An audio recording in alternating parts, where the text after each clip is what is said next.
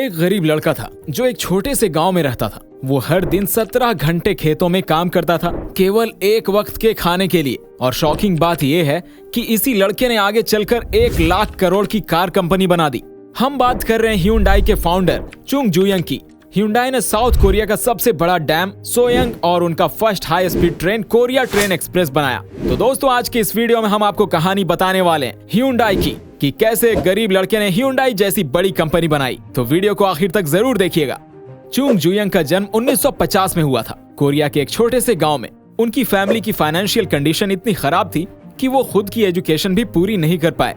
एक दिन जुयंग ने न्यूज़पेपर में पढ़ा कि पास के एक शहर में एक कंस्ट्रक्शन प्रोजेक्ट लग रहा है और उस प्रोजेक्ट के लिए वर्कर्स की जरूरत है। 1932 में 16 साल की उम्र में जुयंग घर से भागकर शहर की ओर निकल पड़े और वहां कंस्ट्रक्शन लेबर का काम ले लिया। करीब 2 महीने तक ये सिलसिला चला, जिसके बाद जुयंग के फादर ने उन्हें ढूंढ लिया और उन्हें वापस गाँव आकर फार्मिंग में लगना पड़ा।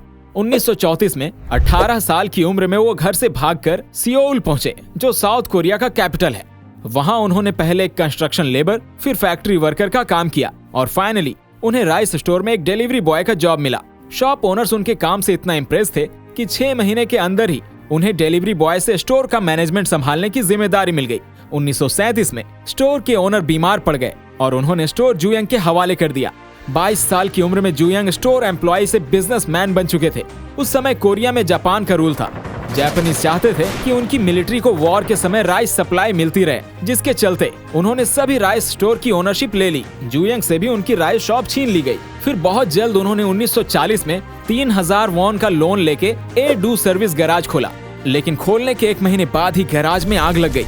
फिर जुयंग ने 3500 वॉन का फ्रेश लोन लिया और पहले से भी अच्छा गैराज खड़ा किया। जुयंग ने स्पीड को अपना मेन फोकस बनाया। जहां कॉम्पिटिटर को एक रिपेयर के लिए 20 दिन लग जाते थे, वहीं जुयंग का गैराज 5 दिन में रिपेयर कर देता था। अगले 3 साल में यानी 1943 तक उनकी वर्कफोर्स 80 तक ग्रो हो चुकी थी और गैरेज सक्सेसफुल हो गया। इस टाइम तक जुयंग ने अपना पूरा लोन पे कर दिया था और फैमिली को भी सियोल में सेट कर लिया था। जापान को वर्ल्ड वॉर के लिए वॉर रिलेटेड इक्विपमेंट्स बनाने थे, इसीलिए जापान ने जुयंग के गैराज की ओनरशिप ले ली। फिर उन्हें अपनी फैमिली के साथ गाँव वापस लौटना पड़ा, लेकिन इस बार उनके पास 50,000 वॉन की सेविंग थी। 1946 में जुयंग वापस सियोल आ गए और अपना कार रिपेयर बिजनेस रीस्टार्ट किया। उन्होंने नाम रखा ह्यूंडई ऑटो सर्विसेज। जुयंग ने नोटिस किया कि अमेरिका अपनी मिलिट्री फोर्सेस के लिए बिल्डिंग बना रहा है, इसीलिए उन्होंने 1947 में 31 की उम्र में ह्यूंडई सिविल वर्क्स कंपनी को एस्टैब्लिश किया और कंस्ट्रक्शन बिजनेस में एंट्री ली।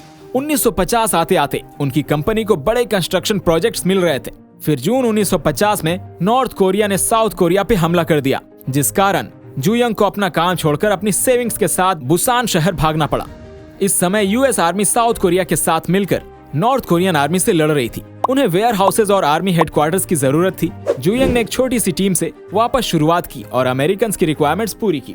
बाद में साउथ कोरियन गवर्नमेंट ने कंट्री को रीबिल्ड करने के लिए ब्रिज, डैम्स और रोड्स बनाना चालू किया। इन सब में ह्यूंडई ने मेजर रोल प्ले किया। 1960 में जुयंग अपने अर्ली 50s में पहुंच चुके थे और एक सक्सेसफुल कंस्ट्रक्शन कंपनी के मालिक थे। जुयंग अब कार बनाना चाहते थे। 1967 में जुयंग ने ह्यूंडई मोटर कंपनी एस्टैब्लिश की और 1968 में फोर्ड्स के साथ डील की, जिसमें वो फोर्ड्स कार को असेंबल करने वाले थे। 2 साल तक ये जॉइंट वेंचर सक्सेसफुली चला, लेकिन फोर्ड नहीं चाहता था कि ह्यूंडई अपनी खुद की कार बनाए, इसलिए 1973 में जुयंग ने पार्टनरशिप खत्म कर दी।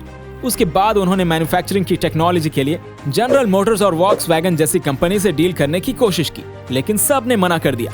उसी साल उन्होंने जापान की मित्सुबिशी मोटर्स से एग्रीमेंट किया। मित्सुबिशी ह्यूंडई को कार बनाने की टेक्नोलॉजी देने के लिए तैयार हो गया। अब ह्यूंडई अपनी ब्रांडिंग और अपने दिए नाम के साथ कार बेच सकता था। उसी दौरान साउथ कोरियन गवर्नमेंट ने 2 मोबाइल कंपनीज के लिए आदेश निकाला कि उन्हें एक सिटीजन कार बनानी है। 1976 में जुयंग ने एक नया प्लांट सेटअप किया और ह्यूंडई ने बनाई साउथ कोरिया की first ever mass produced car Hyundai pony. अपनी अफोर्डेबिलिटी के कारण ये कार साउथ कोरिया में इतनी सक्सेसफुल हुई कि ह्यूंडई ने 60% मार्केट शेयर कैप्चर कर लिया और वहां की सबसे बड़ी कार कंपनी बन गई। लेकिन साउथ कोरिया का टोटल कार मार्केट केवल 30,000 कार का था, जो प्रॉफिटेबल होने के साथ सफिशिएंट नहीं था। ह्यूंडई पोनी ओवरसीज मार्केट में एक बड़ी फेलियर थी। कार की क्वालिटी अच्छी नहीं थी और उसमें रेगुलरली मैकेनिकल इश्यूज आते थे। इन्हीं रीजन से ह्यूंडई मोटर कंपनी 7 साल लॉस में रही। फिर जुयंग ने एक नई कार फैक्ट्री बनाने का सोचा, जिसमें हर साल 3 लाख कार प्रोड्यूस हो सकती थी। साउथ कोरियन इकोनॉमी तेजी से ग्रो हो रही थी, जिसका मतलब था कि अगले कुछ सालों में कार की डिमांड तेजी से बढ़ने वाली थी। 1980 में ये फैक्ट्री रेडी हुई और 1982 में Hyundai ने कई इंप्रूवमेंट्स के साथ अपनी पोनी 2 कार लॉन्च की।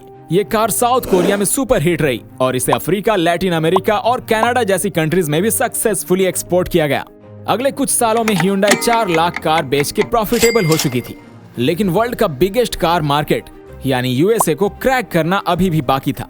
Hyundai ने देखा कि यूएस कंपनीज का मिड और लार्ज साइज मार्केट में ऑलरेडी कट थ्रोट कंपटीशन है, इसीलिए उसने सब कॉम्पैक्ट मार्केट को टारगेट किया। Hyundai ने देखा कि यूएसए में सेकंड हैंड कार मार्केट बहुत बड़ा है। उन्होंने इन्हीं कस्टमर्स को सेकंड हैंड कार के प्राइस में अपनी नई Hyundai Excel ऑफर की, वो भी 5 साल की वारंटी के साथ। 1986 में Hyundai ने यूएस में कुल मिलाकर 1,70,000 कार बेची और 1987 में करीब 2,60,000।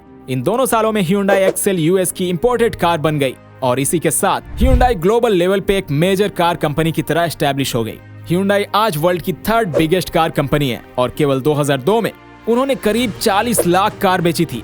तो दोस्तों, आपको हमारी जानकारी कैसी लगी ये कमेंट बॉक्स में लिखकर जरूर बताइएगा। अगर वीडियो अच्छी लगे तो इसे लाइक करें, शेयर करें और ऐसी जानकारी पाने के लिए हमारे चैनल को सब्सक्राइब भी करें। वीडियो देखने के लिए थैंक यू। मिलते हैं आपसे अगले वीडियो में। Keep learning.